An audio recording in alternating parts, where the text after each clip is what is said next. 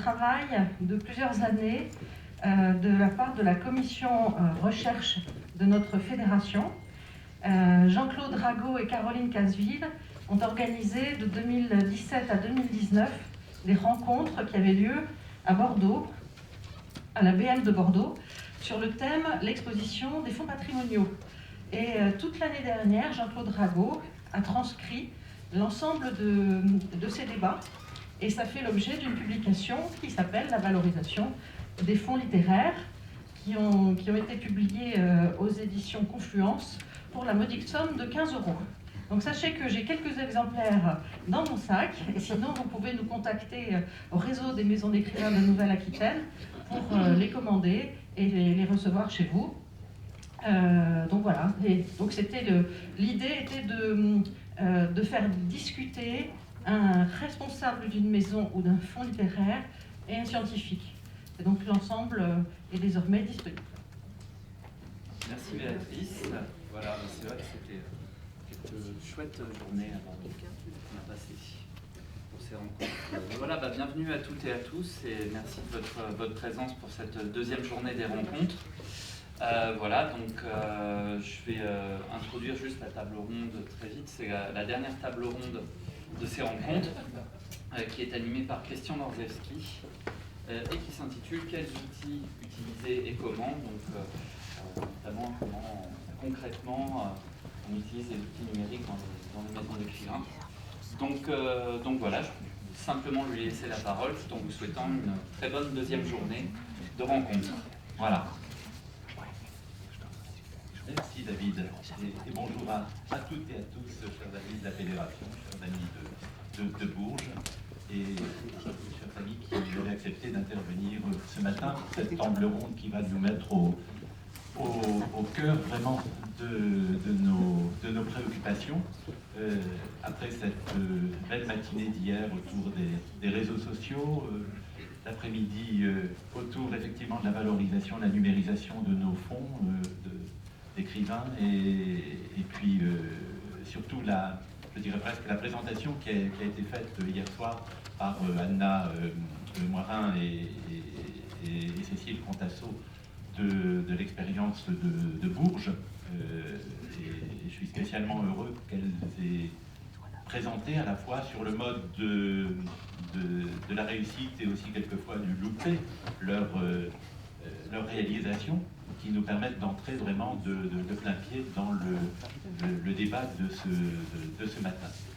Alors pour ce faire, nous aurons donc successivement Virginie Berdal qui est à la tribune et qui va nous présenter donc l'histopade du domaine royal et du château de Chambord. Elle est chargée de recherche à la direction du patrimoine et de la programmation culturelle de ce domaine royal. L'adjectif est important de Chambord. Elle nous parlera donc et nous présentera cette explication histopade de Chambord. Nous aurons ensuite effectivement autour de la question de la mise en numérique du patrimoine une intervention de Basile Bohard, donc à votre droite, de la société néo-digitale, qui a eu aussi de riches expériences à nous apporter. Et puis nous en viendrons ensuite à cette question de la scénographie de nos maisons d'écrivains, avec un témoignage une présentation, un témoignage qui nous permettra de faire intervenir certains de nos adhérents, puisque pour le cabinet Deltaèdre, Claire Houlbout à mes côtés et Noémie Grégoire ont eu, entre autres, effectivement la charge de, qu'est-ce que l'on va dire, moderniser, intervenir en tout cas de façon numérique sur les deux de nos belles maisons d'écrivains, en l'occurrence le musée des cartes et la maison Auguste Comte, dont les représentants pourront aussi intervenir, on l'attend de vous. Voilà donc pour le musée Clémenceau, excusez-moi, le musée Clémenceau et la maison Auguste Comte. Merci de cette rectification. Voilà à peu près. Donc, je vous demanderai d'ailleurs, adhérentes et adhérents, d'intervenir, de ne pas hésiter à intervenir pendant ces présentations. Et puis, pour revenir un peu sur ce que j'évoquais à propos de cette distance qui est encore un petit peu la nôtre à l'égard de ces outils numériques, hein, malgré l'appétence que nous en avons. J'aimerais partir de cette constatation qui a été faite par les auteurs pour le ministère de la Culture, de ce très utile rapport sur nos pratiques culturelles, les pratiques culturelles des Français. Dont vous avez sans doute lu le rapport paru l'année dernière, je crois, au ministère de la Culture, de Lou Wolf et de Philippe Lombardo. Rapport tout à fait interrogeant, je crois, pour nos maisons d'écrivains et musées, qui met en évidence effectivement cette fracture, je dirais, générationnelle entre des publics effectivement on va dire de baby boomers, grisonnants, blanchissants, quand ils ont encore des cheveux, ma génération finalement, qui a avec bien sûr la pratique culturelle un rapport tout à fait patrimonial, et c'est cette génération qui a bien sûr dicté les politiques publiques culturelles, ne l'oublions pas, effectivement, et puis cette fracture donc avec, on va les appeler les millenniums, effectivement, qui ont une pratique et une consommation culturelle intense, très diversifiée, bien évidemment, mais qui ne fréquentent pas forcément je dirais, les mêmes lieux aussi. Un des chiffres les plus passionnants du rapport de Lombardo et Wolf met en évidence que pour la génération des 29-39 ans, je crois, effectivement, le cœur de cible, effectivement, lorsqu'ils fréquentent le théâtre, 3/4 d'entre eux, ça n'est que pour aller voir un one-man show d'humoriste ou autre. Ces pratiques, bien évidemment, interrogent, elles nous semblent un peu loin des nôtres, et bien évidemment, Lombardo et Wolf concluent aussi que le numérique est l'un des meilleurs outils possibles pour démocratiser l'accès à la culture. Mais bien évidemment, l'outil n'est pas neutre. Naguère, mon vieux maître Marshall McLuhan disait que le message, c'est le médium, ou surtout que le médium, c'est le message, effectivement. Et nous l'avons bien entendu hier à travers certaines des présentations, si l'outil numérique permet une accessibilité incroyable.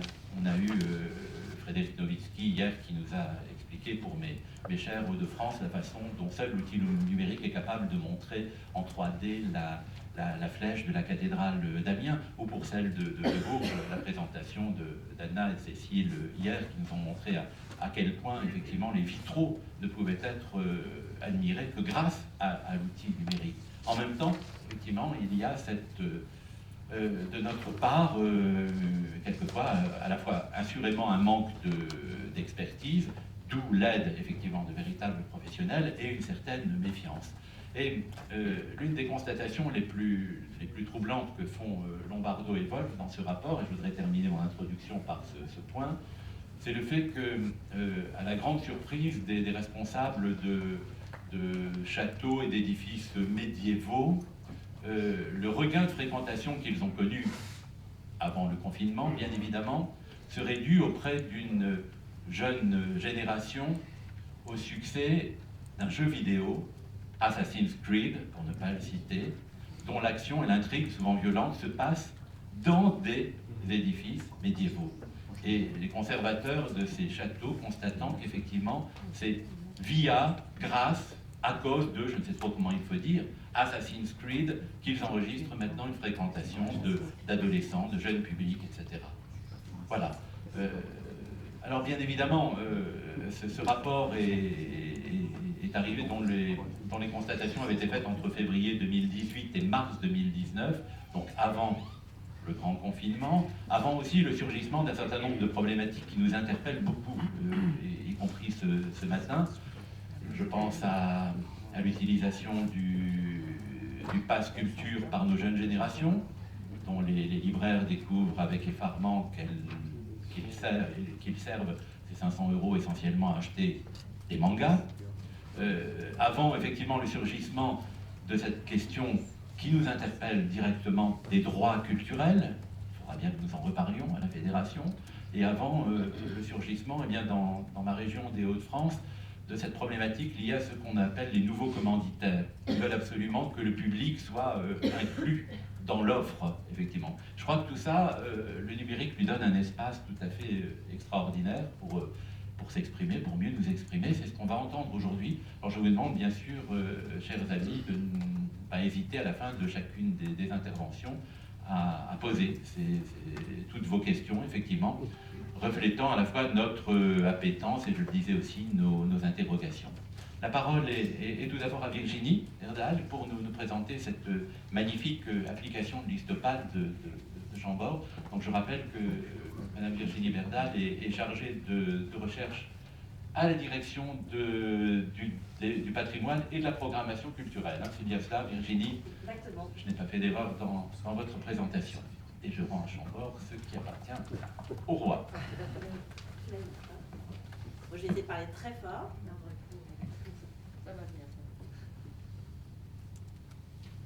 Merci en tout cas de me donner la parole. Effectivement, je travaille dans un... Merci beaucoup.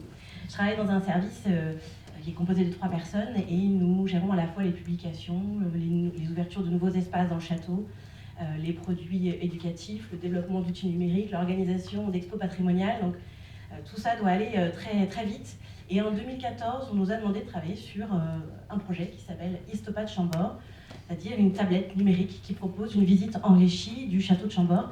Alors, n'hésitez pas à me dire quand je serai trop longue, parce que je pourrais en parler des heures, tant cette expérience de production a été enrichissante, et tant on peut parler aussi sur le comportement des utilisateurs de l'histopad, voilà, qui maintenant, du coup, vous voyez, un produit assez ancien, mais qui est mis à jour régulièrement. Alors, Chambord, donc, c'est ce château Renaissance que vous connaissez probablement, que vous avez aussi sûrement visité, qui a quelques difficultés. D'abord, il est très fréquenté par un public international pour moitié au moment où on crée l'histopad. Aujourd'hui, c'est un peu moins. On est à 35% de visiteurs étrangers. Donc, il faut pouvoir proposer des dispositifs de médiation qui soient adaptés à des visiteurs évidemment très, très différents, qui viennent de différentes régions du monde, qui ont des prérequis très divers. Et nous avons aussi beaucoup de familles, donc il faut pouvoir impliquer des enfants dans la visite de Chambord.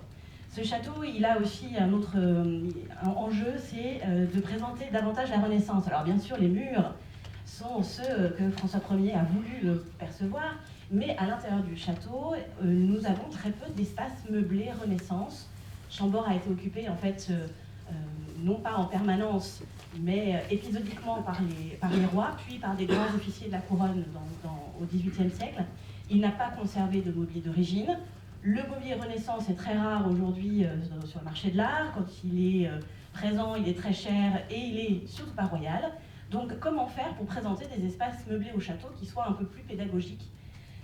Il y a la solution de faire par équivalence, mais du coup des espaces qui sont un peu dépeuplés, c'est-à-dire qu'on a un lit, une chaire, ça n'est pas suffisant pour pouvoir s'immerger dans la vie de Chambord lorsque le roi est là. Il y a aussi le modèle en anglo-saxon qui est assumons le fait de créer du mobilier ancien, des modèles, suivant des modèles anciens, de recréer du mobilier ou des textiles, mais on a eu un peu de difficulté à assumer en 2014 ce modèle-là, on a testé depuis et qui fonctionne, et donc nous avons eu recours au virtuel pour pouvoir réimaginer Chambord à la Renaissance. Donc voilà, Histopad, c'est tout ça, c'est un outil international, pédagogique, ludique et intuitif, il fallait que ce soit simple d'utilisation. On voulait un outil aussi, bien sûr, zéro panne, maintenance pas assumée par Chambord, parce que nous ne sommes que 200 en fait dans ce château et ce domaine. Donc, il fallait que la société qui travaillerait avec nous puisse assumer la maintenance. Il fallait qu'il y ait une rapidité aussi de service, qu'on n'ait pas à passer 10 minutes à expliquer le fonctionnement de l'histopad dès qu'un visiteur le prend en main. Il fallait donc replacer le XVIe siècle au cœur des choses. On ne voulait pas que l'histopad aussi vienne concurrencer nos autres offres de médiation, en particulier la médiation humaine, qui, pour nous, doit avoir la primauté. Et nous avions envie, en tout cas, de nous lancer dans l'usage des nouvelles technologies pour enrichir l'expérience de visite. Alors l'histopad, c'est d'abord révéler l'invisible, c'est-à-dire de proposer ce qu'on appelle des vues immersives. Donc, vous voyez, des reconstitutions 3D à partir d'objets modélisés. Alors, tous les meubles que vous voyez ici, on les a on a suggéré leur place au cours de réunions de comités scientifiques qui rassemblaient une dizaine de personnes, des spécialistes de Chambord, des spécialistes de la Renaissance, de la vie de cour à cette époque, du mobilier, des textiles aussi de cette époque. Donc nous avons recherché dans l'iconographie ou dans les collections des musées par le monde tout ce qui pouvait nous servir à remeubler un espace de Chambord, sachant que nous n'avons aucune description du château à l'intérieur, des intérieurs du château à la Renaissance. Donc c'était vraiment une page blanche. Et vous voyez la salle telle qu'elle était présentée en 2014, en bas à droite, c'était une salle d'évocation de l'histoire de la chasse à l'époque de François Ier. Et vous voyez ce qu'à travers la tablette, les visiteurs peuvent découvrir, c'est-à-dire un logis d'une dame de la cour. Ici, on s'est prêté au jeu d'imaginer la chambre de la sœur de François Ier, Marguerite d'Angoulême. En fait, quand les visiteurs prennent en main l'histopade, c'est une petite tablette. Dans la salle, il y a un meuble avec un médaillon à scanner. C'est un peu à l'image d'une machine à remonter le temps, une date s'affiche, hop, et on arrive au XVIe siècle, avec une vue immersive à 360 degrés, on peut découvrir de haut en bas, qui suit donc nos mouvements. Donc 3D, réalité virtuelle, et un petit peu de réalité augmentée au départ, lorsqu'on scanne le médaillon. Ces vues immersives, elles sont accompagnées de quelques commentaires sur les objets restitués, sur la fonction des salles, sur les pratiques de l'époque, des commentaires très succincts. On voit en fait combien les utilisateurs consultent très peu en fait, ces petits hotspots, comme ils sont appelés dans le jargon des sociétés qui développent ce genre de produits. Ce qui est formidable aussi, enfin ce que j'ai aimé dans cet outil, c'était de créer des vues immersives qui permettent de voir derrière les murs. À Chambord, par exemple, on a ce qu'on appelle la salle du roi, qui était un espace dans l'aile royale qui permettait au roi de dîner en présence de la cour ou d'accorder des audiences l'après-midi. Elle sert de pas perdu dans la journée. Elle a été cloisonnée au XVIIe, et donc on ne peut plus voir la pièce dans ses dimensions originelles, on ne peut plus en comprendre la fonction, les usages. Et grâce à l'histopade, on abat virtuellement les murs, puisqu'on ne pouvait pas les abattre véritablement. Et bien là, d'un seul coup, les visiteurs se retrouvent dans une pièce de 250 mètres carrés, avec restitution des textiles au mur, de nappes de jonc au sol, d'une table sur laquelle on présente des cadeaux diplomatiques, la chair du roi sous un très beau dais devant la cheminée. Donc, finalement, c'est une expérience assez extraordinaire pour les visiteurs de Chambord. Autre exemple, celui qui est au milieu, là, sur l'image, on a un système de logis au château qui est très intéressant, puisque ce sont des logis standardisés. On est un peu dans un château arthurien, on pourrait dire, puisque François Ier était logé comme ses compagnons. Donc il y avait une grande chambre. Les plus grandes chambres font 120 mètres carrés. Et elles sont complétées, ces chambres, par des cabinets annexes sur un côté, qui sont 2 fois moins hauts, donc qui sont doublés dans la hauteur par ce qu'on appelle le niveau d'entresol, des petits cabinets secondaires. Et on ne peut voir ces cabinets qu'en prenant une visite guidée, parce que pour y accéder, ce sont de tout petits escaliers de service. On ne peut pas laisser les visiteurs y entrer librement. Grâce à l'histopade, encore une fois, on efface virtuellement le mur de la chambre pour laisser apparaître le système des cabinets avec leurs entresols. Voir l'invisible, de notre point de vue, c'est évidemment un très fort enrichissement, d'autant plus pour le public international que nous ne proposons pas de visite guidée en langues étrangères, sauf pour les groupes qui auraient réservé d'avance. Donc c'est pour les publics étrangers le moyen de voir quelque chose qui ne leur aurait pas été proposé dans d'autres circonstances.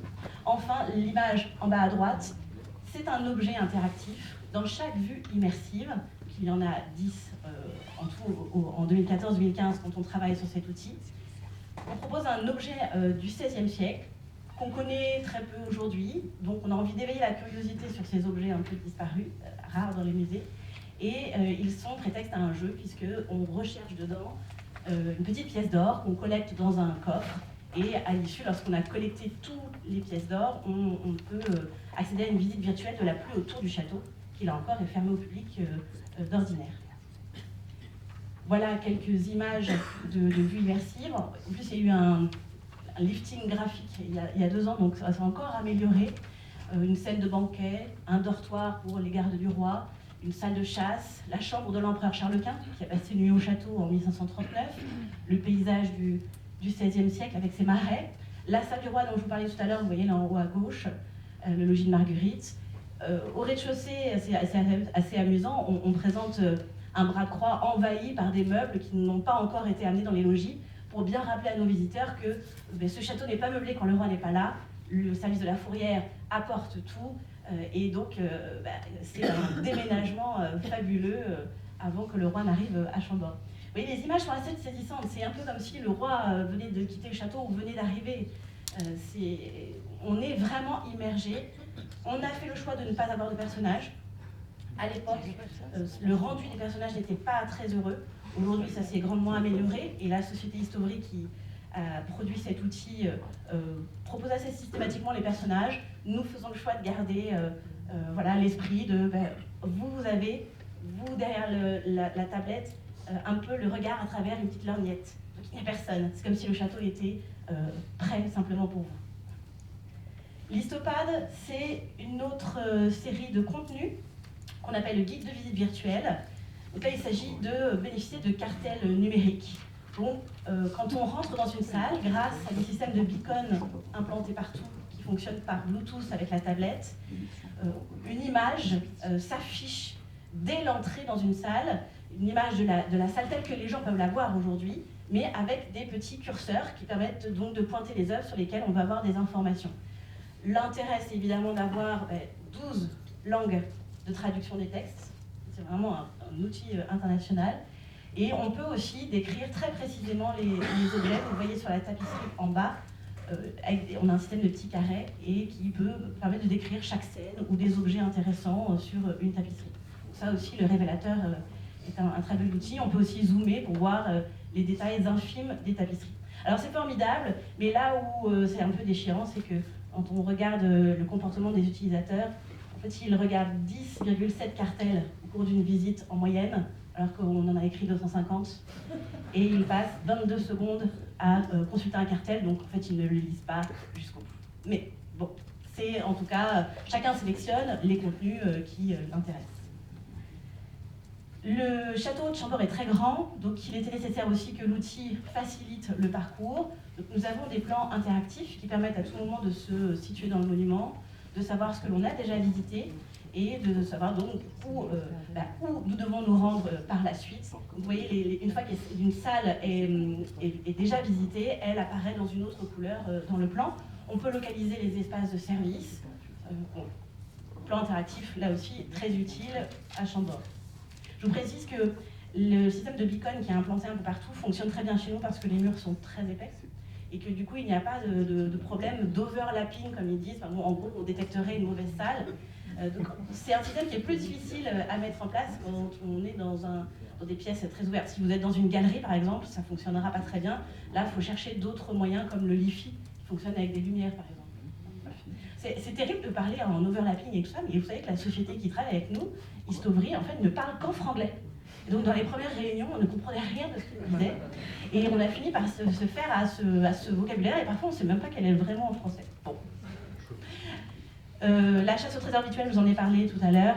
Je vous montre un objet qui, moi, me plaît beaucoup, c'est le lit de Charles Quint que nous avons recréé. Il est en haut à droite. On s'est servi d'un inventaire du garde-meuble parisien de François Ier du XVIe siècle, qui décrivait le mobilier et les textiles créés pour la venue de l'empereur en France. Et grâce à cette description, on a recomposé tout le lit. Et donc, pour chercher la petite pièce d'or, là, on va enlever tout ce qui compose un lit. Les pavillons, les courtines, les différents matelas, sommiers. Enfin, c'est assez formidable de voir toutes les couches d'un lit XVIe siècle pour aller recueillir une petite pièce d'or. Donc 12 langues. Grâce à l'Histopade, nous nous adaptons aussi bien mieux au public spécifique. Sachant qu'il y a quand même une grosse difficulté à Chambord, c'est que les personnes à mobilité réduite ne peuvent monter dans les étages, sauf si elles sont aidées, parce qu'il n'y a pas d'ascenseur. Et on n'a pas encore trouvé le moyen d'implanter ce genre d'installation. Donc, grâce à l'Histopade, on peut donner accès au contenu pour les personnes à mobilité réduite dès le rez-de-chaussée. Et pour ceux qui auraient des difficultés visuelles ou auditives, eh bien, nous avons des versions en langue des signes française sous forme de vidéo ou visite en audio description. On peut même créer des parcours 45 minutes pour ceux qui seraient très pressés. La production d'Histopade, c'est d'abord un vrai travail entre le domaine national de Chambord et donc la société Histovery, qui s'appelait à l'époque Normandie Production. C'est cette société qui nous a démarchés et pendant un an, ils sont venus nous voir de temps en temps pour nous convaincre. On sait laisser convaincre. Donc 10 mois de production pour créer 10 vues immersives, pour écrire 250 cartels, pour créer des plans interactifs. C'était un travail vraiment extraordinaire. Ce qu'il faut quand on crée ce genre d'outils, c'est en tout cas bien choisir les membres du comité scientifique. Nous, il s'agissait de recréer complètement des vues immersives à partir de rien. Donc c'est-à-dire que si on a fait 10 mois de production, 10 vues immersives, en gros, à chaque réunion, il fallait qu'on ait finalisé complètement une salle. Donc les personnes qui ont été sélectionnées dans le comité connaissaient parfaitement, quasiment jusqu'au numéro d'inventaire d'un lit Renaissance qui se trouvait au Metropolitan Museum. Dans la réunion, c'est tout de suite, bon, on va placer le lit ici, à côté de la cheminée, parce que c'est là qu'on s'installerait. On va placer la ruelle, l'espace par rapport au mur d'à peu près 1 mètre. On va placer le lit sur une estrade. On va mettre une chaire à côté de la cheminée et du lit, parce que le roi, s'il se lève, il a besoin de s'asseoir, on va venir lui amener ses affaires. Pour la chaire, prenez exemple sur celui qui est conservé au Musée national de la Renaissance dans telle salle. C'est hyper efficace.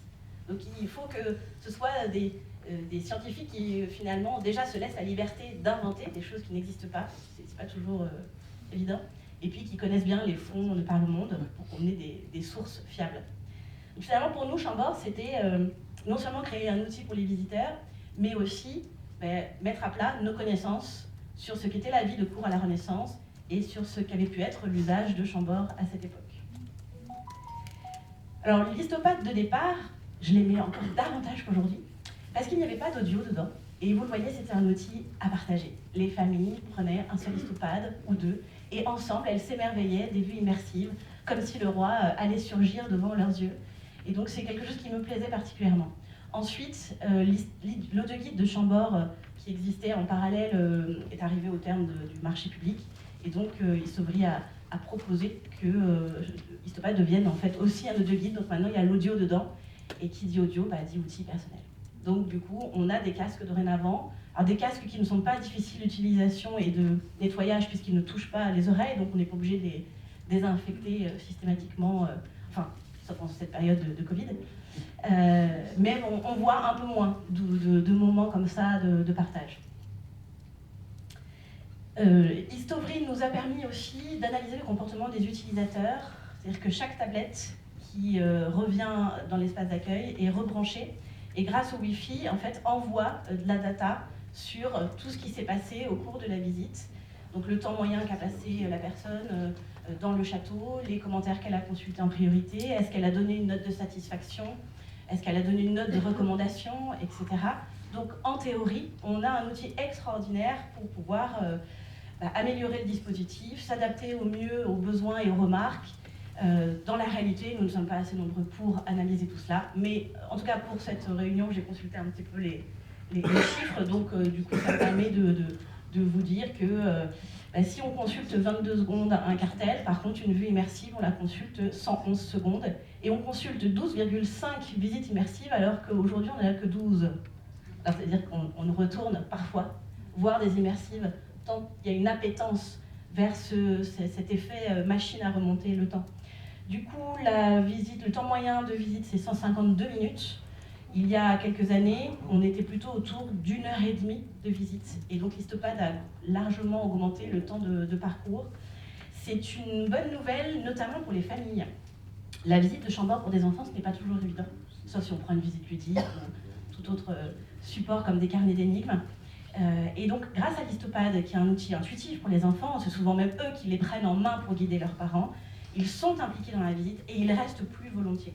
Je vais vous dire, j'ai même un jour rencontré une famille avec deux petites filles qui devaient avoir 6 et 7 ans, et il était 17h, le château allait fermer, et j'entre dans une salle avec mon Histopad, je voulais vérifier que ça fonctionnait bien. Elle me dit, tu cherches la pièce d'or? Alors je dis, non, pas encore. Elle dit, parce qu'on peut t'aider, on les a toutes trouvées, on est là depuis ce matin 10h. Donc je me suis dit, voilà, ces jeunes filles, effectivement, elles ont eu une rencontre particulière avec Chambord, elles vont certainement s'en souvenir pendant très longtemps. Et la chasse au trésor, même si parfois je l'aurais voulu un peu plus pédagogique, et bien finalement, elle éveille quand même de l'émotion, de la curiosité et certainement de la connaissance aussi. Donc je me rassure en me disant cela. Et au niveau de la note de satisfaction, hier soir on était à 4,35 sur 5. Et le taux de recommandation est toujours au-dessus de 90%. En ce moment, il est à 93%. Dans l'application, il y a aussi d'autres petites choses. Alors, bon, moi, j'aime moins cette partie-là, mais en même temps, il paraît que ça plaît beaucoup.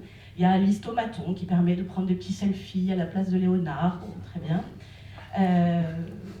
Il y a la réception d'un mail de post-visite aussi, si les visiteurs entrent leur adresse mail, de la data encore.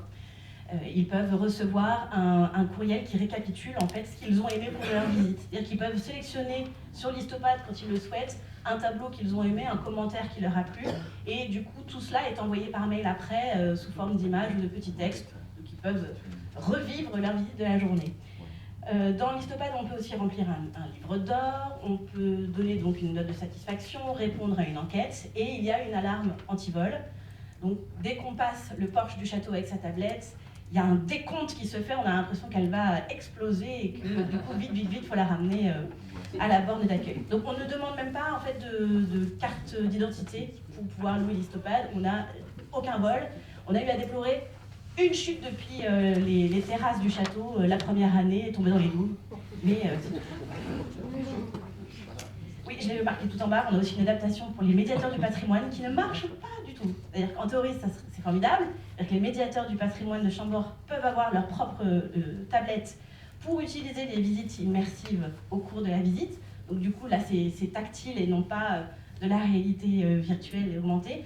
Mais dans la réalité, les médiateurs n'ont pas du tout envie d'utiliser Histopad. Pour eux, c'est un peu le concurrent. Donc ça ne marche pas. Mais ça existe. Alors, le mode de financement. Donc, Histovry a engagé toute la production. C'est eux qui ont financé les modélisations 3D, les traductions en anglais des textes, qui ont aussi géré tout ce qui est tablettes, racks de chargement, installation des beacons, ceux qui changent les piles des beacons une fois par an, ceux qui ont installé des portes du temps, c'est-à-dire ces petits meubles dans les salles qui invitent à scanner le médaillon pour revenir au XVIe siècle. Nous n'avons que dépensé 40 000 € pour réaménager la zone d'accueil qui allait voir arriver d'un seul coup des racks de chargement. Et après, c'était notre industrie. Par contre, en contrepartie, évidemment, on paye une redevance à Histovry qui est de l'ordre de la moitié des recettes d'Histopad. Ça, c'est le modèle Chambord, qui est unique parce que nous étions le premier vrai Histopad. Aujourd'hui, Histovry propose un tout autre modèle aux monuments, musées, maisons d'écrivains. Ils travaillent maintenant en France et à l'étranger, en Allemagne, etc. Le modèle, c'est Histopad pour tous, c'est-à-dire que dès l'entrée, tous les visiteurs sont munis d'un Histopad, même s'ils ne veulent pas l'emmener avec eux. Et donc, 1 € du prix du billet d'entrée est reversé systématiquement à la société Histovry. Alors, c'est peut-être contraignant, par contre, évidemment, ça a permis à des monuments moins visités que nous d'avoir ce type d'outil, sinon le financement aurait été très, très difficile. Je pense que la version initiale d'Histopad, elle a dû être de l'ordre d'1 million d'euros en termes de contenu. Donc bon, ça permet aussi une ouverture aux autres. Nous avons plusieurs fois mis à jour l'application. En 2019, par exemple, nous sommes sortis du XVIe siècle pour proposer une restitution de la chapelle du château pendant la Seconde Guerre mondiale, au moment où les œuvres des musées nationaux étaient mises à l'abri. Donc vous voyez ici la caisse de la Joconde et puis les caisses de dessin du musée du Louvre. Et mon idée, c'était en fait de proposer dans la chapelle un tunnel du temps, donc qu'on puisse voir l'évolution de la chapelle à différentes époques. Donc on a pour le moment 2 étapes, le XVIe siècle, au moment où la chapelle n'est pas achevée, et le XXe, et probablement l'année prochaine, on va rajouter les étapes 17e et 19e. Mais c'est toujours un petit peu de production, et puis surtout Histovry a quand même pas mal de projets en cours, donc ils sont très attentifs à assurer une maintenance, ils sont très présents auprès de nous, mais ils sont quand même maintenant déployés dans beaucoup de sites, donc ils sont moins présents que les premières années, forcément. Hop, et ben voilà, merci de votre attention.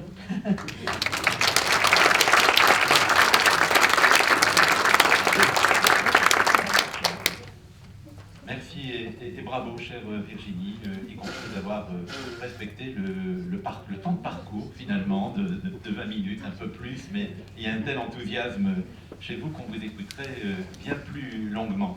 Je crois qu'on vient d'entendre une très belle illustration de la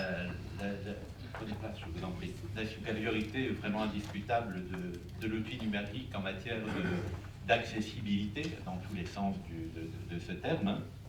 L'Histopad passe-muraille, comme vous l'avez dit, ou permettant de voir l'invisible grâce à ces technologies de réalité augmentée, de vue immersive, etc. Merci aussi Virginie de nous avoir emmenés dans l'arrière-cuisine, le back-office d'Histopad. J'essaie d'apprendre vite à vos côtés. Effectivement, d'Histopad, c'était des questions que nos amis se posaient déjà hier, y compris ces questions financières, bien évidemment, de maintenance. Histopad, zéro panne, avez-vous dit vraiment? Oui. Vraiment. Oui. Oui. Les seules pannes oui. Les seuls moments où on peut rencontrer des difficultés, c'est les beacons, quand par exemple les piles ne fonctionnent plus. Ou là, grâce à dashboard, c'est-à-dire ce tableau, oui c'est affreux, j'ai honte, j'ai vraiment honte de vous dire ça, mais donc, grâce à ces tableaux d'analyse des comportements et du fonctionnement des tablettes, on sait à tout moment quel est le niveau de batterie des tablettes et on sait aussi quel est l'état des piles. Mais bon, des fois, on se loupe sur le moment du changement des piles. Donc là, Histobri, en 2-3 jours, vient et change tout et tout se passe bien. Donc, il y a quand même une chose que je n'ai pas dite et qui rejoint ce dont vous parliez juste avant ma présentation, c'est le public senior. Effectivement, à Chambord, l'Histopad, ils ont voulu le proposer pour les groupes de seniors, etc. Bon, difficile, très très difficile. C'est pas un outil qui s'adresse en particulier à ces groupes de visiteurs. Déjà, pour mettre le casque qui ne touche pas les oreilles, c'est une plaie, on les retrouve dans tous les sens, les casques derrière la tête, devant le nez, enfin ça donne des situations ubuesques. Et la prise... Qui a cassé le seul Histopad. Ça, il l'a balancé depuis des tombes. Non, la prise en main est délicate, donc c'est quand même le public sur lequel c'est plus difficile. C'est moins vrai pour le public senior qui vient en individuel, qui a plus de temps et certainement plus l'habitude. Mais le groupe senior, délicat. Et je voulais juste vous dire que j'ai amené une tablette de démo, c'est la version pour les personnes à mobilité réduite que vous pouvez consulter à distance. Donc si vous voulez tester Histopad tout à l'heure, ce sera avec grand plaisir. Si le public est sage, il aura le droit, effectivement. Et puis, question plus sérieuse, vous avez dit aussi, avant de vous passer la parole, chers amis, que l'Histopad n'avait pas supplanté la médiation humaine. Oui. Vraiment? Vraiment. Oui. Vraiment. L'Histopad... Ça m'a un peu... J'étais contente, en fait, un peu. Parce que Histobri aurait voulu que les chiffres de taux de prise explosent, évidemment, et passent la barre des 20%. Et en fait, il reste le taux de prise entre 15 et 20%, ce qui me semble, moi, très raisonnable. Et du coup, ça ne supplante pas les visites guidées qui restent à 25-30%. Et on ne pourrait pas proposer davantage de visites guidées puisque nous n'avons pas des médiateurs si nombreux que ça. Donc, non, en fait, l'Histopad a trouvé son public. C'est souvent le public familial, le public international, les gens. Et après, les autres choisissent encore les visites guidées. Donc ça nous semble plutôt bien. Merci. À vous, public, on a le temps de prendre 3 ou 4 questions rapides, puisque les réponses de Virginie, vous l'avez vu, sont longues, mais l'enthousiasme est là et on a plaisir à l'entendre. Oui, on a... Bonjour. Quelle est l'offre qui reste à la médiation, en fait? Quel est le delta entre le PAD et la médiation, la médiatrice? Que lui reste-t-il pour je dirais, faire la visite? Ah, c'est quoi le delta entre le delta à quel niveau? en contenu. En contenu? Alors, que dit le guide? Très bien. Que lui reste-t-il? Oui. En fait, le guide, il parle de la Renaissance, mais sans images, en faisant travailler l'imagination, en montrant les murs, en montrant bien souvent même des pièces vides. Et du coup, les visiteurs sont épatés de se dire, vous nous avez montré beaucoup d'espaces vides, mais on les a compris, on les a appréciés. Donc en fait, les médiateurs de Chambord s'attachent à présenter le château de la Renaissance. Ils présentent l'architecture, ils présentent toute l'intelligence architecturale qu'a voulu donner François Ier à cette construction, puisqu'on est dans une vraie synthèse de ce que l'architecture pouvait offrir de mieux à cette époque, tradition, innovation, France, Italie, etc. Le médiateur va présenter l'escalier à double révolution, va présenter le logis de François Ier, dans lequel nous avons testé une autre formule de médiation en 2019, qui est une recréation de mobilier en respectant les usages de l'époque, mais du coup c'est de la création, c'est le modèle typiquement anglo-saxon. Et ensuite il part dans les parties fermées où il passe le plus de temps, il va voir les entresols, il va voir des appartements vides, il va voir les combles, voilà. Donc il va montrer aussi des parties fermées au public. Alors, ça avait une question. Non, Hervé, d'abord, vas-y. Bon, d'abord, merci, bravo, c'est super. Je me posais la question de la façon dont vous valorisez l'Histopad d'un point de vue marketing global. Et donc, comment vous reliez ça à votre promotion sur Internet. Et spécifiquement, j'ai bien vu votre frustration de n'avoir que 10,7 cartels sur les 250 auxquels les visiteurs physiques accèdent. Et donc, c'est doit être extrêmement embêtant pour vous. Et ces cartels ne peuvent-ils pas être utilisés justement dans le cadre d'une promotion que vous feriez pour des visiteurs étrangers, pour leur faire expliquer, pour leur faire comprendre à quel point l'Histopad est merveilleux, que Chambord est encore plus?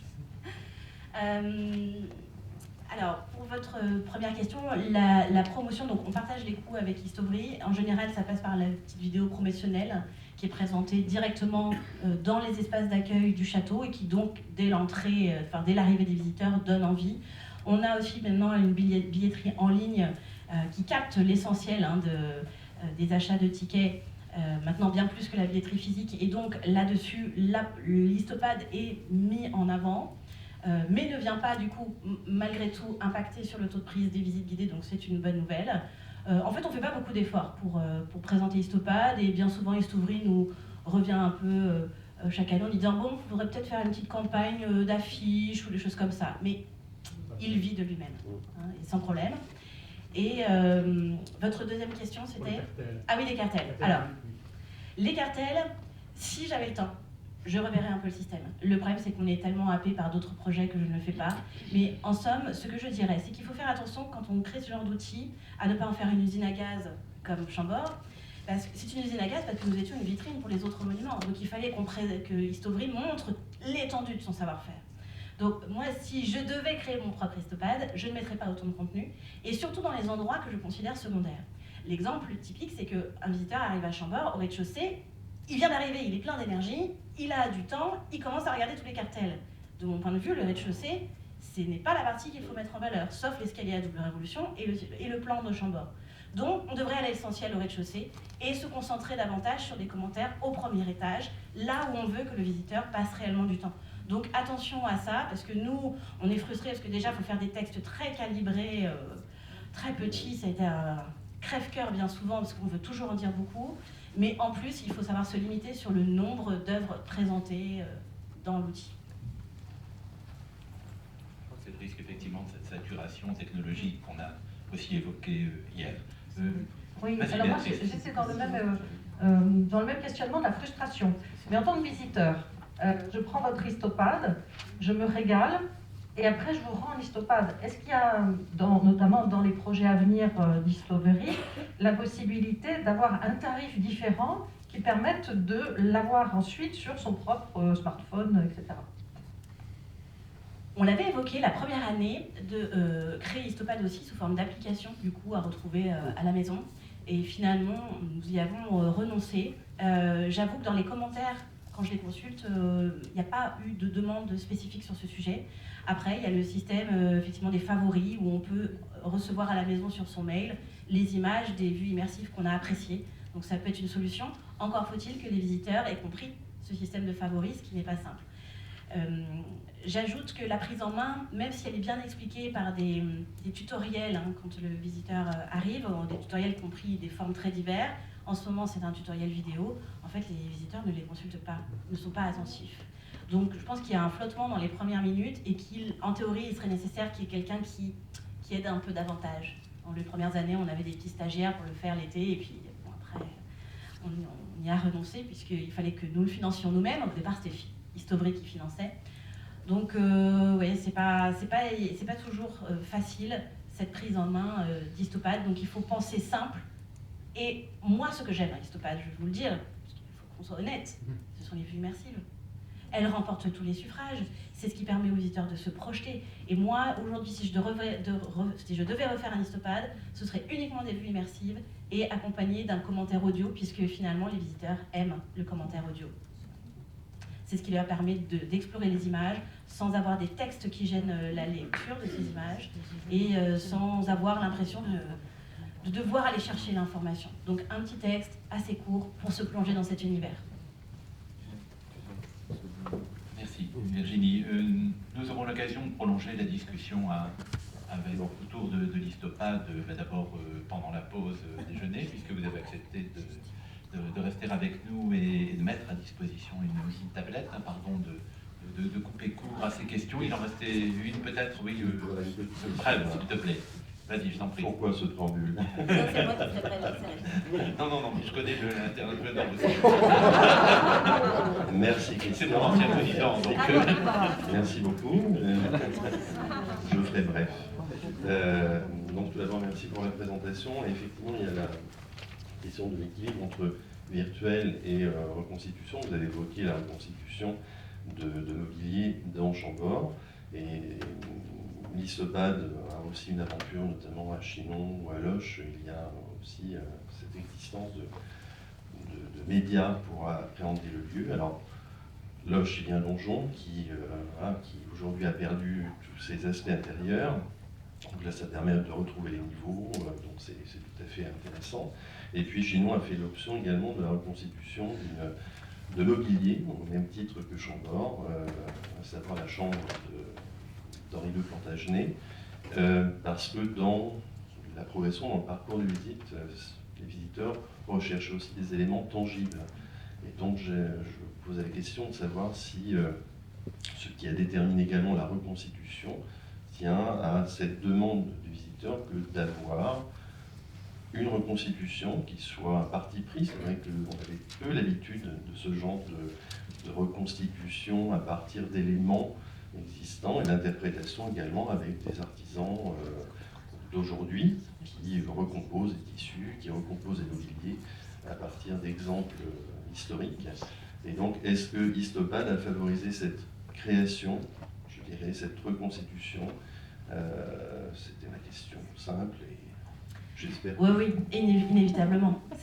Nous avons vraiment répondu à un besoin des visiteurs. Moi, ça me déchire le cœur d'entendre « Oh là là, Chambord c'est vide, il n'y a rien à voir à l'intérieur ». Et encore, cette image, elle nous tient à la peau, alors qu'il y a beaucoup de choses à découvrir dans le château. Mais quand ça n'est pas une reconstitution suffisamment cohérente et suffisamment précise, quand il y a juste 2 meubles dans une pièce, en fait, ça ne marche pas. Donc Histopade est venu répondre à ce sujet. Nous avons aussi testé l'autre option après.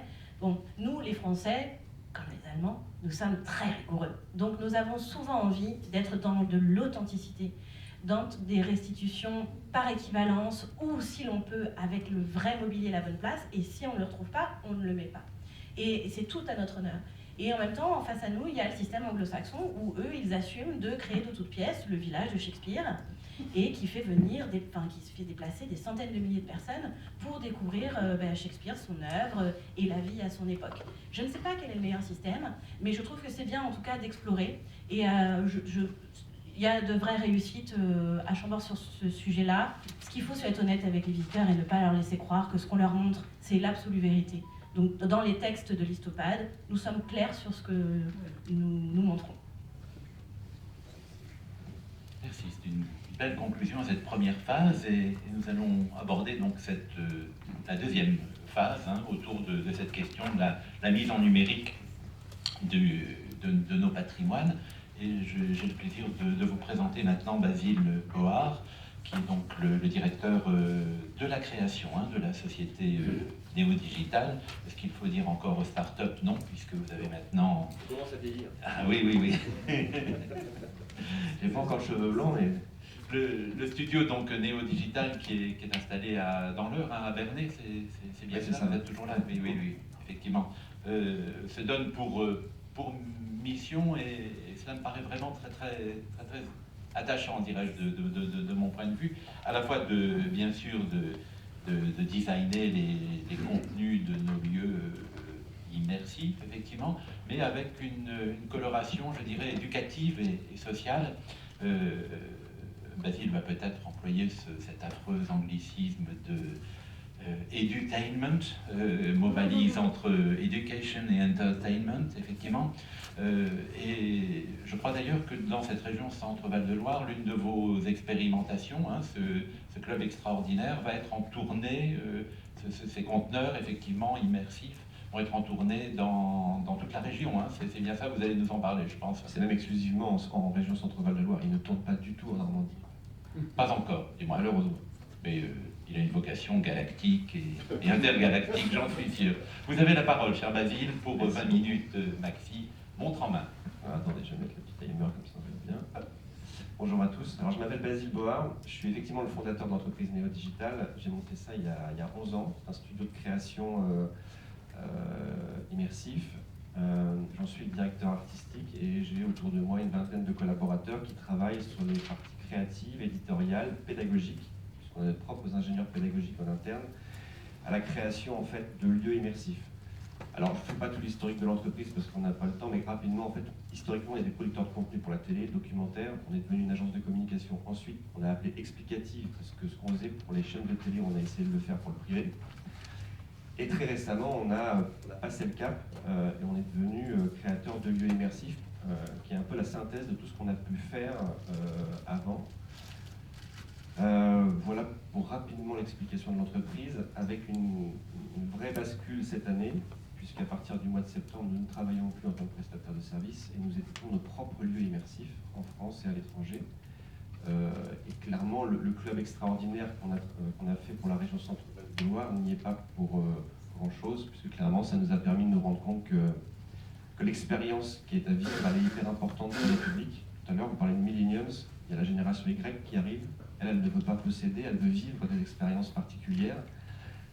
Et c'est hyper encourageant. C'est-à-dire qu'elle n'est pas focusée sur la consommation, elle est focusée sur l'expérience qu'elle veut vivre avec ses amis, avec ses copains, avec sa famille, etc. Et nous, on s'embringue joyeusement là-dedans parce que justement, vivre, c'est aussi apprendre. Vivre quelque chose, c'est apprendre sans s'en rendre compte. Et donc nous, la création des lieux que l'on se propose de faire, et ben c'est des lieux où finalement, sans s'en rendre compte, on apprend. Et donc l'approche ludique, elle est prédominante, l'approche émotionnelle l'est tout autant. Et c'est clairement les ingrédients qu'on a intégrés dans le club extraordinaire. Alors la présentation, là, c'est vraiment une étude de cas. C'est vraiment qu'est-ce qu'on a fait en région Centre-Val de Loire sur notamment la question de l'emploi et de l'orientation. Mais clairement, c'est quelque chose qui peut être transposable assez facilement dans plein de domaines d'activité. Là, effectivement, il y a une connotation sociale sur ce qu'on fait, mais on a fait des projets totalement culturels, d'autres plutôt liés au tourisme, d'autres liés aux nouvelles technologies, etc. On n'a pas eu de limitation. Et je vous invite à m'interrompre si effectivement je parle de trop, si vous ne comprenez pas, et si je parle trop anglais. L'avantage, c'est que je ne parle pas du tout anglais. Donc, si je fais des anglicismes, c'est juste pour me rassurer sur mes compétences en anglais. Attends, je vais passer ça. Donc, l'étude de cas, je passe le bas. Bon, le contexte, c'est quoi? C'est votre président, M. Bonneau, qui nous appelle. Un jour, il nous dit, bon tiens, Basile, ça serait bien de faire un bus des technologies, un bus sur l'emploi, sur les métiers. Ce à quoi on lui répond, bon, il y a pas mal de choses déjà qui existent sur les métiers. Il y a une grosse documentation sur le web, il y a les CIO, il y a les centres d'orientation, enfin il y a toute une documentation qui est présente. Est-ce qu'aujourd'hui le problème c'est vraiment la question des métiers? Est-ce que le problème c'est pas plutôt la méconnaissance des gens sur leurs propres forces, sur leurs propres talents, sur leur propre potentiel? Parce qu'en fait la donnée elle est déjà présente, et effectivement il y en a certains qui ont un peu du mal à aller la chercher, mais globalement elle est relativement trouvable. Donc finalement on lui a dit on va pas faire de bus sur les métiers, on va faire un bus sur la connaissance de soi. Dans un contexte qui est le suivant, on a un taux de chômage relativement élevé en France, une désillusion et une baisse de l'estime de soi. La plupart des gens qu'on a pu rencontrer qui cherchent du travail, finalement, à un moment, ils se posent beaucoup de questions, se demandent s'ils sont encore capables, qu'on soit d'ailleurs au lycée, ou après le lycée, pardon, ou même en reconversion. On va exercer plusieurs métiers, donc il va falloir se remettre en question plusieurs fois dans notre vie. Et effectivement, ce n'est pas forcément ce qui a été envisagé il y a quelques années en arrière. On a une société en réelle transformation et on a un important nombre d'offres d'emploi non pourvues. C'est-à-dire qu'on a beaucoup de gens qui cherchent à travailler, il y a beaucoup d'offres d'emploi, mais ça ne matche pas. Voilà. Alors nous, clairement, on s'est dit, finalement, c'est peut-être qu'il y a un problème de lien, en fait. Et donc on se propose d'être ce lien-là. Alors, qui est-ce qu'on vise comme public? Rapidement, les bases, on vise les personnes en recherche d'emploi, les jeunes peu ou pas qualifiés, les publics qui ne se rendent pas dans les structures d'orientation, les autres publics.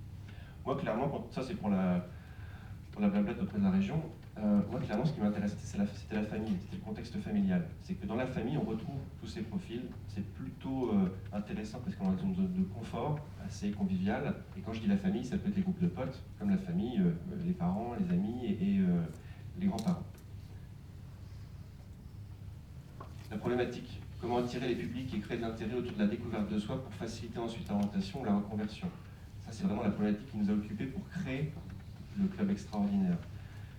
Et moi, ce que j'ai essayé de développer derrière et de pousser auprès de la région, et ce qu'on fait dans la plupart des expériences immersives et pédagogiques, c'était de pousser l'émerveillement, que l'émotion soit au cœur même du dispositif, et que parce qu'on a de l'émotion, parce qu'on est émerveillé, parce qu'il y a de la poésie, et l'art joue un rôle important, et bien finalement, ça va servir de vecteur pour réussir à acquérir des savoirs, des connaissances, ou simplement éveiller les consciences. Ça, c'est important, c'est tout le travail de l'entreprise néo-digitale est basé là-dessus. Alors, pour faire sérieux, on parle de sciences cognitives. Quand je dis on fait sérieux, on est vraiment sérieux, mais c'est pas, on ne va pas commencer à faire un cours sur les biais cognitifs. Mais globalement, en fait, on s'aperçoit, d'ailleurs, notamment quand on est tout petit, hein, pour ceux qui ont eu des enfants, qui ont des enfants, ou qui en auront prochainement, et ben, typiquement que le jeu, le ludique, l'émotion, la répétition, etc., c'est un peu des principes fondateurs dans l'apprentissage. Et ben, nous, on essaie de mettre en pratique sans que ça se voit trop. Alors, pour répondre à la problématique de tout ça, et ben, en fait, on s'est dit on va monter une expérience immersive. Il n'y a pas de 3D, il y a beaucoup de technologie, mais ça ne se voit pas, dans un conteneur. Et dans ce conteneur-là, on va faire vivre quelque chose d'impactant, d'engageant auprès de nos publics pour leur permettre une seule chose, ressortir en se disant qu'ils ont du potentiel. Donc le principe de révéler son talent, elle est prédominante dans ce dispositif. Ce conteneur, il va se déplacer un peu partout, il va aller à la rencontre des territoires. Aujourd'hui, c'est plus de 200 dates par an, c'est énorme. On tourne pendant 3 ans, ça fait déjà 1 an qu'on tourne en région Centre-Val de Loire exclusivement. Vous imaginez tous les problèmes de logistique qu'il y a derrière, parce que c'est pas un petit conteneur, c'est le plus gros des conteneurs.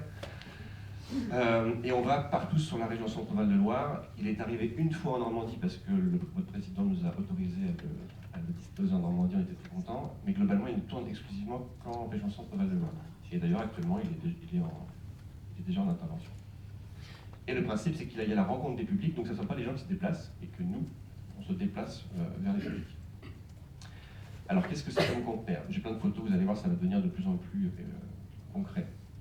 Donc, dans ce conteneur-là, finalement, on va retrouver une création 100% originale. On a créé de la musique originale, on a créé une scénographie, le principe d'un musée de curiosité, où on va découvrir ce lieu tout au long de l'expérience. C'est basé sur 30 mètres carrés de surface au sol, 45 minutes d'expérience et 6 à 15 personnes par expérience. Alors, je m'arrête juste sur le chiffre de 6 à 15. Tout le monde hurle, surtout la région dans ces cas-là. Enfin, surtout les régions dans ces cas-là, et pas votre région. C'est important parce que c'est pour ça d'ailleurs que ça marche. C'est que là, ils ont privilégié la qualité à la quantité.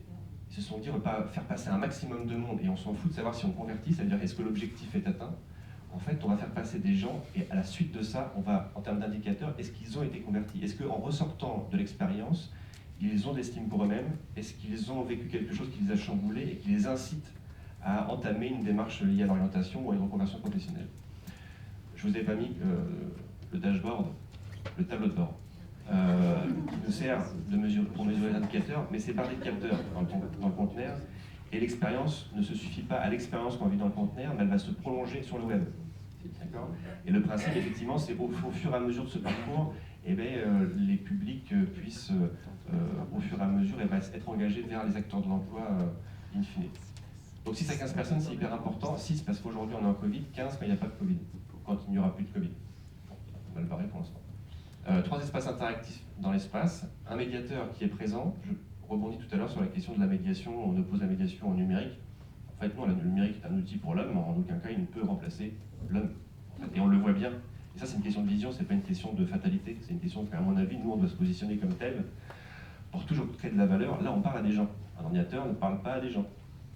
Une machine ne parle pas à des gens, il ne doit pas parler à des gens. C'est toujours le porteur du message, c'est l'homme, c'est l'humain.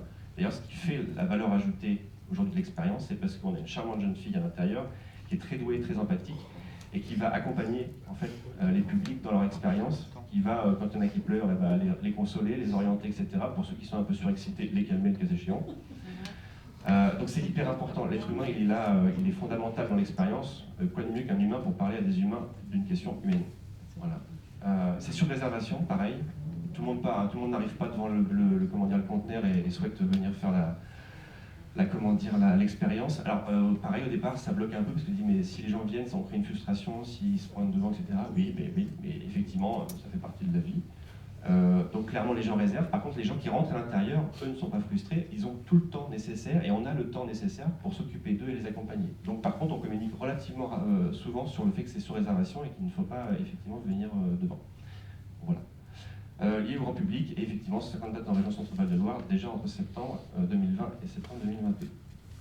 Alors le premier espace, clairement, il est, vous le voyez ici, là, avec le jeune homme. Le principe, c'est effectivement, dans ce conteneur, de comprendre qu'on est riche de ces différences et qu'on a différentes forces en nous, différentes intelligences. Le principe du premier espace est très simple. Des beaux tableaux, du vidéomapping, ils sont tactiles, on a mis des capteurs sur les côtés, et vous avez différentes situations sur les tableaux qui permettent d'identifier potentiellement les forces que vous pouvez avoir en vous. Alors, pareil, quand c'est comme ça, on se dit, mais attends, on a des écrans, on a du digital, etc. Pourquoi un truc aussi simple? Parce que les choses simples, ça marche toujours. Et qu'effectivement, techniquement, si on met beaucoup de techniques, il y a beaucoup de problèmes derrière liés à la maintenance, etc. Donc les choses les plus simples dans ces cas-là et les plus robustes sont à pousser. Donc là, typiquement, on a une partie où la médiatrice, elle est essentielle. Elle vient guider les personnes devant les tableaux. Ils sont interactifs. Quand ils interagissent avec les tableaux, ils ont quelques informations, de la musique. Et l'idée, c'est que la médiatrice là, joue un rôle prédominant. Pour tirer la médiatrice, ça ne sert strictement à rien. Et ça, c'est volontaire de notre part. Deuxième espace, une fois qu'on s'est rendu compte de ces différences, et ben on peut se tester. C'est une sorte de test de personnalité géant, sauf que la façon de se tester, elle est totalement ludique. Vous avez une série de petits jeux qui permettent de définir votre intelligence dominante. Alors pareil, hein, ça paraît très simple, on nous a dit plusieurs fois dans la presse qu'on faisait un peu psychomagazine. Bon, je ne sais pas trop si c'était... Voilà. Clairement, là on parle d'une chose, plusieurs forces, plusieurs intelligences, l'intelligence dominante. Ça, typiquement, la plupart des gens qui passent dans l'espace ne se rendent même pas compte qu'ils ne sont pas faits que d'une intelligence, mais qu'ils ont une palette notamment de cette intelligence en eux, et que c'est juste une question de curseur en fait. Ils les ont forcément. Bah, ça, typiquement, quand vous sortez de l'expérience en vous disant que finalement j'ai une intelligence dominante, qu'elle vous parle, et que vous avez d'autres intelligences en disponibilité, bah, c'est plutôt intéressant. Surtout que là, clairement, après, on fait la passerelle, pas avec des métiers, mais avec des situations. Voilà. Et tout ça, c'est totalement ludique, dans le sens où il n'y a pas du tout, à un moment donné, un cours magistral, comme je suis en train de le faire, sur l'orientation et sur la connaissance de soi. Bon, bien évidemment, ça c'est la partie front office, pour paraphraser tout à l'heure Christian, et il y a la partie back office, où le back office, typiquement, c'est des ingénieurs pédagogiques, c'est des ingénieurs en sciences cognitives, des psychologues, qu'on a réunis en amont pour former un comité scientifique et travailler sur les différents contenus. Tout l'enjeu pour nous, en gros, c'est la simplification, sans qu'on soit dans le côté caricatural. Donc l'objectif pour nous, ça a été de choses très complexes, d'en faire quelque chose de très simple et de très ludique pour les publics. À la fin, pareil, on dit que le papier c'est pas bien. Ben, nous on a fait un peu de digital et un peu de papier aussi, parce que l'idée c'est de repartir quand même avec un objet assez sympa. Donc il y a tout un petit livret qui explique les différentes forces qu'on peut avoir en nous et les différents potentiels pour garder une trace. Voilà. Vous allez voir quelques images. Vous voyez que c'est... on a l'impression, alors pour certains disent qu'on n'en a pas d'attraction, mettons. En tout cas dans une attraction, je le veux bien, effectivement c'est pensé comme tel. C'est très coloré, c'est pas du tout lié à un seul type de public. On pourrait imaginer que c'est que pour les enfants, or on a des personnes en reconversion, on a des personnes âgées qui viennent et qui se retrouvent dans l'univers. C'est assez poétique. Et effectivement, on retrouve à l'intérieur un cabinet de curiosité interactive. Typiquement, là, vous avez l'impression qu'il n'y a pas de technologie. On a essayé qu'elle soit le plus intégrée possible et qu'elle ne se voit surtout pas. En fait, le principe pour nous, c'était que la technologie disparaisse totalement. Comme je disais tout à l'heure, en fait, c'est un parcours. Là, on a commencé à sensibiliser. Les gens, ils ressortent de l'expérience en se disant, finalement, j'ai la niaque, j'ai vu que j'avais du potentiel, des choses sont encore possibles, j'ai quelque chose à faire. Typiquement, on n'a pas pu tout faire dans l'expérience physique, donc on va dans le digital. Et là, on peut continuer à établir son profil de manière plus précise et de manière plus complète, avec des jeux, toujours, et qui, sans s'en rendre compte, définissent au fur et à mesure votre profil. Typiquement, ça, pour vous donner un chiffre, 90% des gens qui ont fait le club extraordinaire, qui sont venus sur place, vont sur le web. Pour le coup, c'est un sacré score, parce que souvent, les gens, il y a un blocage. Là, il faut prendre son mot de passe, il faut se renseigner, etc.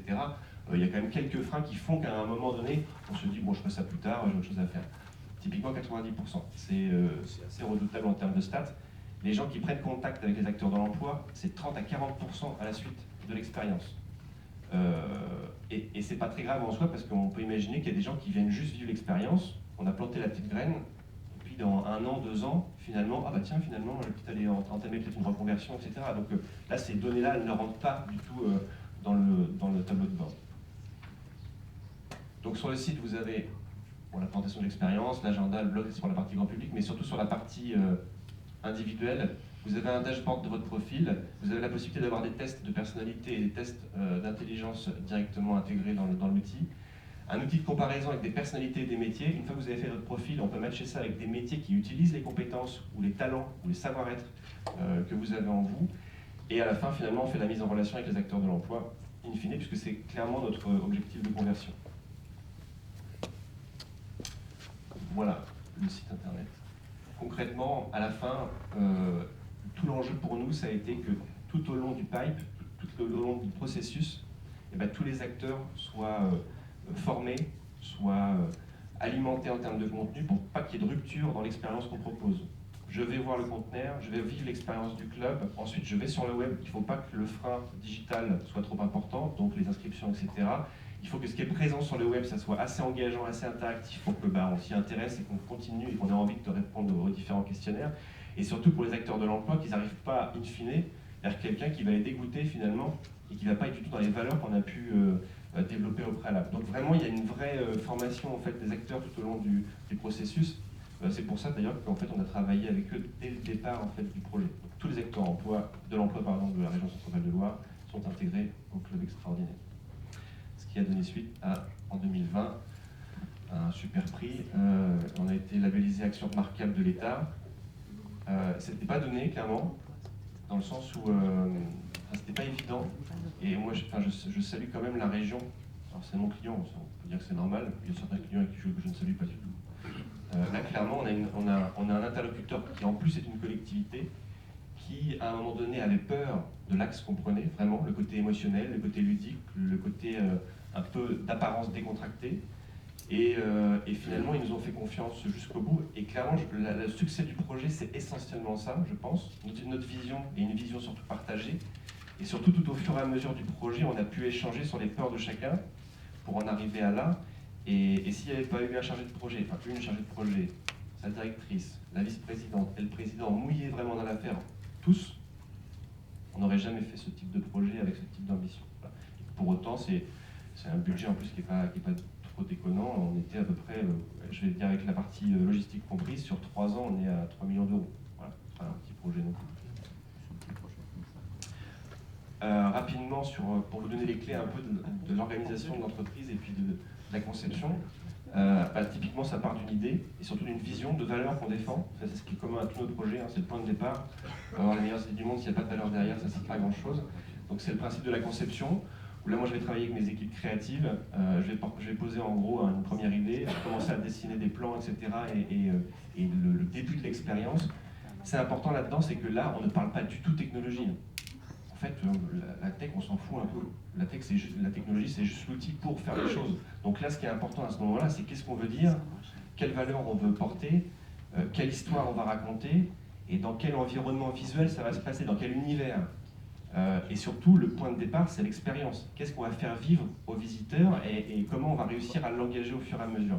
Ça, c'est essentiel, on va dire, le premier step. Si ça c'est foiré, en fait, vous pouvez avoir les meilleures technologies, les meilleurs budgets, ça sera toujours un truc naze. Et surtout, le visiteur derrière, il ne va pas s'y retrouver parce que l'expérience ne sera pas engageante.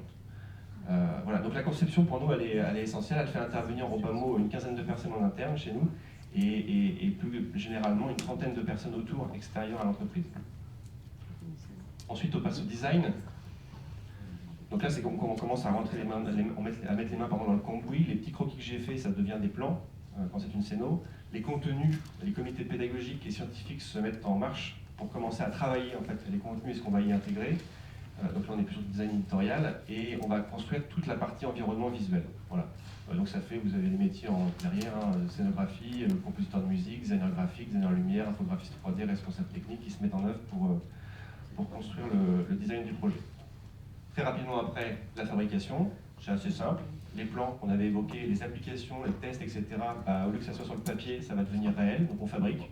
Typiquement, là, il y a un conteneur, il y a de la déco, il y a à peu près là, une cinquantaine, soixantaine de corps de métier qui interviennent sur le club. Il y a plus de 300 sources lumineuses, il y a des capteurs d'interactivité en fonction de comment vous bougez dans l'espace, les lumières elles changent, la musique change aussi. Le principe, effectivement, c'est de générer de l'émotion au fur et à mesure de l'expérience. Et c'est des corps de métier assez divers et variés. Ça va du digital comme le mec qui pose le parquet. Donc c'est très une amplitude assez importante. À la fin, qu'est-ce qui se passe? Tout ce qu'on a construit un peu de part et d'autre, et on se retrouve tous dans le conteneur, dans 30 mètres carrés. C'est pas grand, donc on est obligé de répartir un peu les plannings. Mais vous retrouvez effectivement des gens qui vont installer la lumière, qui vont intégrer les contenus, qui vont poser les armoires qui ont été construites dans un autre lieu, etc. etc. C'est le moment le plus casse-pied parce qu'en gros, s'il y a eu 1 millimètre de décalage, on commence à le voir là, et donc on doit réaffiner. Si les contenus digitaux qu'on a fait ne marchent pas, ne sont pas bons, typiquement, il faut qu'on repasse au travail. Alors clairement, ça, normalement, il n'y a pas trop d'erreurs, en tout cas chez nous, parce qu'on l'a prototypé avant. Tout l'intérêt des technologies, casque de réalité virtuelle, et en amont, on a tout modélisé en 3D pour voir si effectivement il n'y a pas de problème. Bon, normalement, à la fin de l'intégration, le projet est fini et on l'exploite. La Néo Digital, aujourd'hui, exploite la plupart des lieux que l'on va créer. L'exploitation, c'est quoi? C'est la logistique, c'est la communication, c'est la médiation, c'est s'assurer que effectivement, le conteneur, quand il est déposé, il n'est pas posé sur une pente comme ça, parce que sinon ça a quelques problèmes. C'est la sécurité, et c'est effectivement nos 300 dates à faire sur la région Centre-Val de Loire, avec les attachés de presse qui organisent les conférences de presse, etc. Voilà. Alors bien évidemment, nous on ne fait pas tout, on a une partie des missions, une grosse partie, et la région nous accompagne sur notamment l'organisation des événements avec les partenaires locaux qu'on n'a pas. Voilà. En gros, c'est un projet qui est assez 360 degrés. C'est un projet intéressant. Pourquoi? Enfin, moi, je trouve qu'il l'est parce que, clairement, là, avec ce projet-là, on a pu prouver que l'émotion, le ludique, et le côté un peu décontracté, ça marche. Les résultats sont là pour le prouver. Et surtout, c'est les réactions des gens, en fait, à la fin. Moi, j'y croyais pas vraiment, parce qu'à la fin, finalement, on nous a dit, bah oui, mais tu vas voir quand c'est un peu trop émotionnel, à la fin, tout le monde s'en fout. En fait, bon, pas du tout. Il y a des gens qui pleuraient. Il y a des gens qui étaient là, qui nous disaient, pour une fois, on se fout pas de notre gueule, parce qu'il y a un truc sympa, et ça, c'est vraiment, on est vraiment dans l'émotion. Et nous, on n'avait pas que ce soit l'extrême inverse, c'est qu'on nous dise, attendez, vous avez mis 3 millions sur un truc pour faire mumuse dans un conteneur, alors voilà. Donc clairement, là, on est plutôt content. C'est un projet qui fait des petits, et qui devrait se multiplier dans différentes régions, ce qu'on ne fera pas malheureusement, puisqu'on part, nous, sur des projets différents. On est en train de monter le premier musée d'art immersif en France, et qui se trouvera en Normandie. Désolé, en région Centre-Val de Loire. Voilà, je peux répondre en tout cas à vos questions si vous en avez.